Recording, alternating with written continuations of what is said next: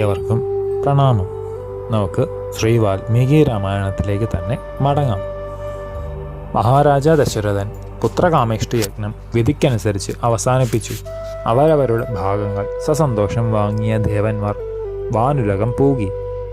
ദീക്ഷാ നിയമങ്ങൾ സമാപിച്ച ദശരഥൻ പത്നിമാരോടും പരിവാരങ്ങളോടുമൊത്തു കൊട്ടാരത്തിൽ എത്തി.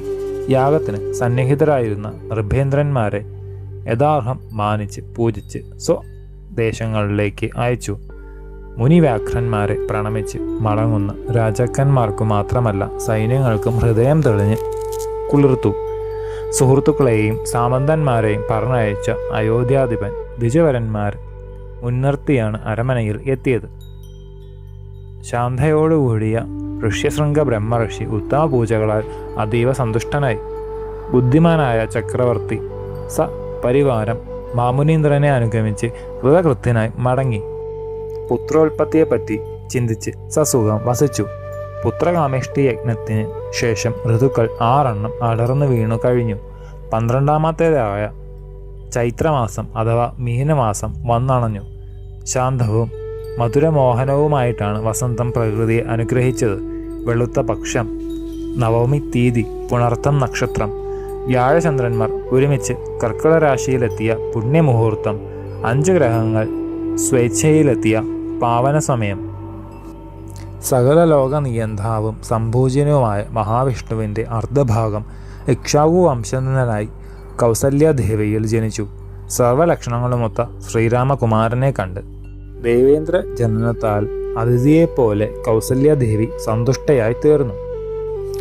മഹാവിഷ്ണുവിൻ്റെ 1/4 ഭാഗം ശക്തിയാർന്ന ഭരതൻ കൈകേയിയുടെ ആത്മജനായും വൈകുണ്ഠനാഥൻ്റെ അർദ്ധശക്തി ആർജിച്ച ലക്ഷ്മണ ശത്രുഘ്നന്മാർ സുമിത്രാസുതന്മാരായും ഭൂമിയിൽ പിറന്നു.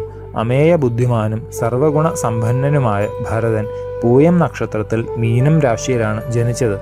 അസ്ത്രശസ്ത്ര സമർത്ഥരായ ലക്ഷ്മണ ശത്രുഘ്നന്മാരാകട്ടെ ആയില്യം നാൾ ആദ്യം കർക്കടക രാശിയിലും. ഇങ്ങനെ അപ്രമേയ തേജസ്സും ശ്രീയും ഒത്ത 4 പുത്രന്മാർ ദശരഥ മഹാരാജാവിന് പിറന്നു. സർവലോക നമസ്കൃത്യനായ ശ്രീരാമചന്ദ്രൻ ഭൂഭാരക്ലേശ നിവാരണാർത്ഥം അവതരിച്ചപ്പോൾ ദിക്കുകളെല്ലാം തെളിഞ്ഞു. ഗന്ധർവന്മാർ പാടി, അപ്സര സ്ത്രീകൾ ആനന്ദ നൃത്തം തുടങ്ങി. ദേവദുന്ദുഭി ഇടതടവില്ലാതെ മുഴങ്ങി. വാനിൽ നിന്ന് പൂമഴ തുരുതുരെ പൊഴിഞ്ഞു. അയോധ്യ രാജ്യമാകെ ഉത്സവാകൃതി പൂണ്ടു. രാജവീഥികളെല്ലാം പാട്ടുകാർ, നടന്മാർ, ആട്ടക്കാർ, കൊട്ടുകാർ മുതലായവരെ കൊണ്ട് മുഖരിതമായി. ബ്രാഹ്മണർക്ക് പശുക്കളെയും സ്വർണത്തെയും, വന്തികൾ, മാർദ്ധർ, സൂതന്മാർ തുടങ്ങിയവർക്ക് സമ്മാനങ്ങളെയും എത്ര കൊടുത്തിട്ടും മഹാരാജാവിന് മതിവന്നില്ല. രാജഗുരുവായ ഭഗവാൻ വസിഷ്ഠർ 11ാം ദിവസം മഹാത്മാവായ ജ്യേഷ്ഠപുത്രന് രാമനെന്നും കൈകേയീസുതന് ഭരതനെന്നും സുമിത്രാത്മജന്മാർക്ക് ലക്ഷ്മണൻ ശത്രുഘ്നൻ എന്നും നാമകരണം ചെയ്തു. ബ്രാഹ്മണർക്കും നാട്ടുകാർക്കും വിഭവസമൃദ്ധമായ മൃഷ്ടാന്നം മാത്രമല്ല രത്നാഭരണാദികൾ ദാനവും ഏകി. യഥാവിധി ജാതകർമാദിക്രിയകൾ സമംഗളം നടത്തി. സീമന്തപുത്രനായ ശ്രീരാമചന്ദ്രൻ കേതുവിനെ പോലെ ആനന്ദപ്രദനായി തീർന്ന പിതാവിന് ഭൂതങ്ങളിൽ സ്വയം ഭൂ പോലെ സർവ സാമതനുമായിരുന്നു. വേദപാരംഗതരും അതിപരാക്രമികളും പ്രജാഹിതം അറിയുന്നവരും വിജ്ഞാനസമ്പന്നരും സൽഗുണ സമ്പൂർണരുമായ കുമാരന്മാരിൽ ജ്യേഷ്ഠ ഭ്രാതാവായ ശ്രീരാമചന്ദ്രൻ നക്ഷത്രമധ്യത്തിലെ അമൃത കിരണൻ പോലെ ഏവർക്കും പ്രിയമേകി. ആന, കുതിര, തേര് തുടങ്ങിയ വാഹനങ്ങളിൽ സഞ്ചരിപ്പാൻ അതിസമർത്ഥരായ അവർക്ക് ധനുർവേദത്തിൽ അദ്വിതീയത്വം ഉണ്ടായിത്തീർന്നു. മാതാപിതാക്കന്മാർക്ക് ആനന്ദമേകിക്കൊണ്ട് വളർന്നു വന്ന കുമാരന്മാരിൽ ഒരു പ്രത്യേകത വ്യക്തമായി. അതിബാല്യം മുതൽക്കു തന്നെ ശ്രീയാർന്ന ലക്ഷ്മണനെ ലോകാഭിരാമനായ ശ്രീരാമചന്ദ്രൻ ഒന്നിച്ച് കാണുകയുള്ളൂ.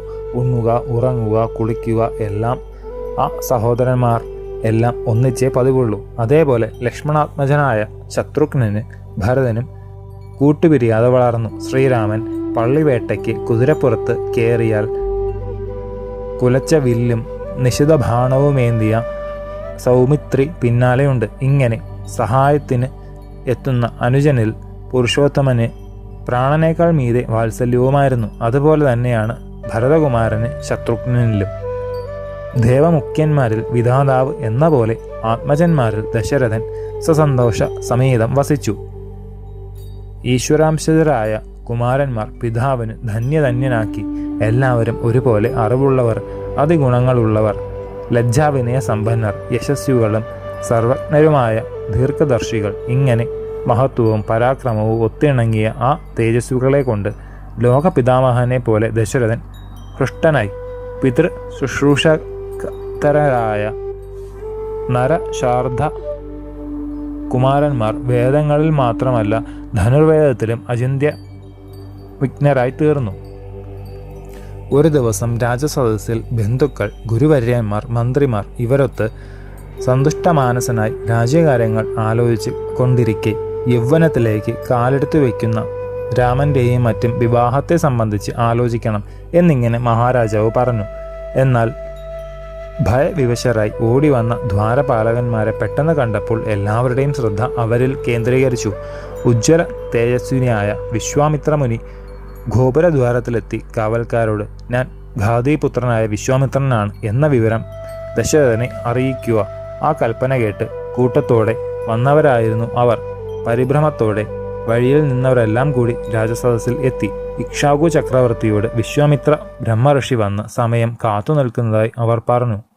ആ മഹർഷിവര്യൻ്റെ നാമധേയം കേട്ടപ്പോൾ മഞ്ഞോർ മന്നവൻ ഞെട്ടി എഴുന്നേറ്റു. പുരോഹിതന്മാരോടും കൂടി സംഭ്രമം കൗശകി സമീപത്തിലെത്തി.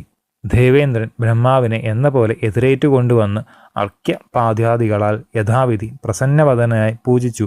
ശാസ്ത്രത്തിൽ കണ്ടതുപോലെ അവയെ സ്വീകരിച്ച മാമുനി നരാധിപനോട് അവ്യയവും കുശലവും ചോദിച്ച് തുടർന്നു.